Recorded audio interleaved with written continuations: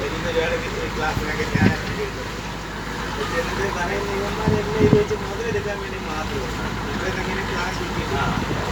അതല്ല അപ്പം ഞാനിതങ്ങ് വിട്ടു. എപ്പം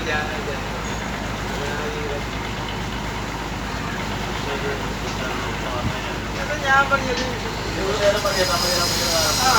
പെട്ടെന്നല്ലേ അതായത് ഞാനൊരു ഡോക്ടറോട് വെറുതെ പറഞ്ഞില്ല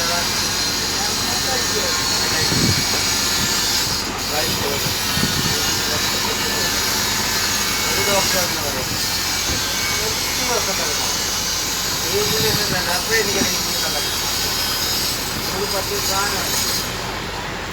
പിന്നൊരു ഡോക്ടർ എന്നെ കണ്ടു കഴിഞ്ഞാൽ ഞാൻ പറഞ്ഞു ഇപ്പം ഞാൻ ദിവസവും വീട്ടിലിരിക്കും. ഒരു ദിവസം ബന്ധപ്പെടും ഒരു തരത്തില്ലാത്ത കാര്യം. അതിൻ്റെ ശീർഷയൊക്കെ പോകണം.